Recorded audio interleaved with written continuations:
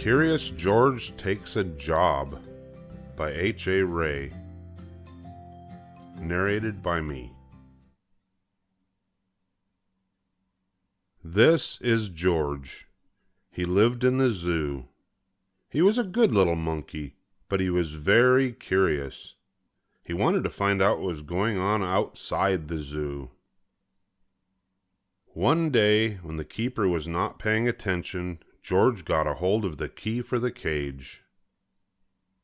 When the keeper discovered what had happened, it was too late. George was gone. Where was George? They looked for him everywhere, but they could not find him. George was hiding in the hay of his friend, the elephant.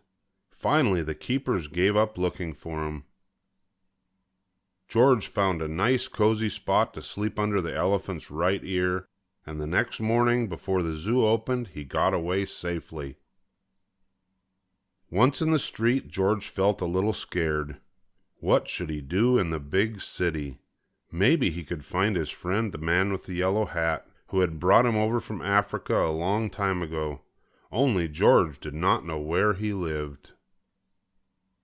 There was a bus stopping at the corner. George had never ridden on one. Quickly he climbed a lamp post, jumped on top of the bus, and off they went. Now they were right in the center of the town. There was so much to see that George did not know where to look first. If only he could go on riding like this forever. But after a while, George got tired and a little dizzy. When the bus slowed down to turn into a side street, George jumped off. There was a restaurant right in front of him. Something smelled good. Suddenly, George felt very hungry. The kitchen door stood open and George walked in. On the table was a big pot. Of course, George was curious. He had to find out what was in it. When the cook came back, he had a big surprise.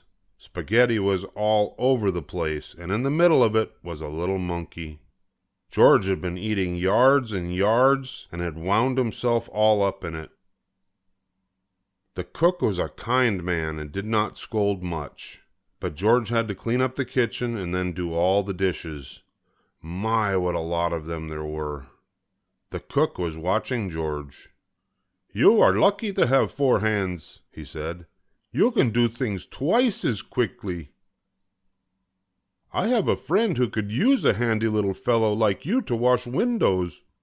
If you would like to, I will take you over to him." So they went down into the subway and took an uptown train to the cook's friend, who was an elevator man in a skyscraper. "Sure, I can use you, George," the elevator man said. "I will give you what you need for the job. You can start right away. But remember, you are here for washing windows.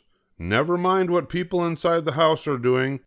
Don't be curious or you'll get into trouble."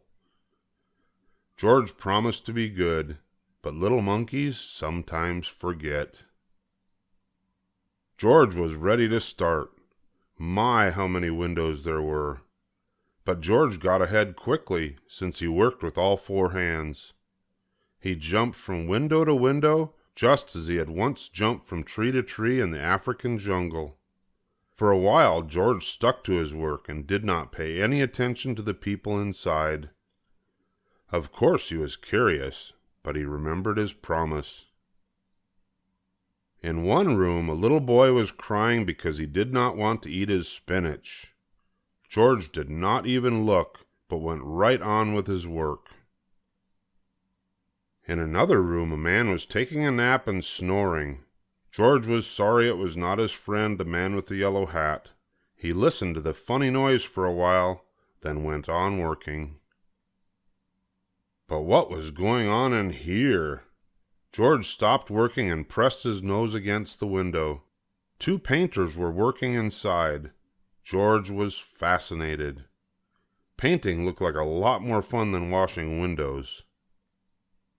The painters were getting ready to go out for lunch. The minute they left, George climbed inside. What wonderful paints and brushes they had! George could not resist.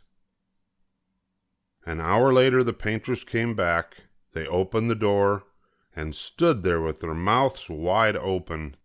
The whole room had changed into a jungle with palm trees all over the walls and a giraffe and 2 leopards and a zebra. And a little monkey was busy painting himself on one of the trees. Then the painters knew what had happened. Luckily, George was close to a door. He ran out as fast as he could. After him ran the 2 painters, then the elevator man, and then the woman who lived in the place. "Oh, my lovely room," cried the woman. "Don't let him get away."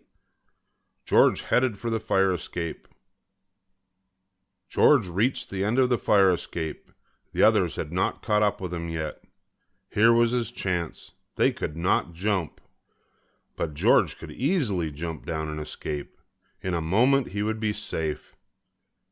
Poor little George! He had forgotten that the pavement was hard as stone, not like the soft grass of the jungle. Too bad. The fall broke his leg, and an ambulance came to take George to the hospital. "He got what he deserved," said the woman. "Making my apartment into a jungle indeed." "I told him you would get into trouble," the elevator man added. "He was too curious." George had to lie in a bed with his leg high up in a plaster cast. He was very unhappy, and it had all started out so nicely.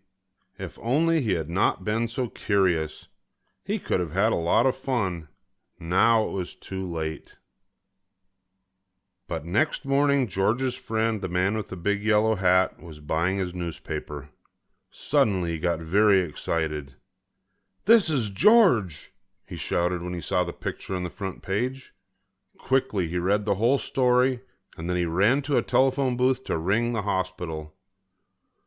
"I am George's friend," he said to the nurse who answered the telephone. "Please take good care of him so that he will get better quickly. I want to take him to the movie studio and make a picture about his life in the jungle. Don't let him get into any more mischief until I can take him away." Finally the day came when George could walk again. "Your friend is going to take you away this morning," said the nurse. "Just wait right here for him and don't touch anything." As soon as George was alone, he looked around at all the strange hospital things. "I wonder what that is in that big bottle," he thought. George was very curious. It smelled funny. Suddenly his head began to turn. Then he felt as if he were flying. Then rings and stars danced before his eyes. Then everything went dark. And this is how the man with the yellow hat found George when he came to call for him. They picked him up and shook him, but they could not wake him up. He was so fast asleep that finally they had to put him under the shower. How surprised he was when he woke up. George said goodbye to the nurse and the kind doctor. Then he and the man with the yellow hat got into the car to drive to the movie studio. In the president's office, George had to sign a contract. Now he was a movie actor. In the studio, George was kept so busy all the time that he forgot to be curious. He liked the jungle they made for him and played happily there. And when the picture was finally finished, George invited all his friends to see it. The doctor and the nurse and the ambulance driver and the man from the newsstand and the woman and the elevator man and the 2 painters and the cook and the reporter and all the keepers of the zoo. Now the lights went out and the picture started. "This is George," the voice began. "He lived in the jungle. He was a good little monkey. He had only one fault. He was too curious." The end.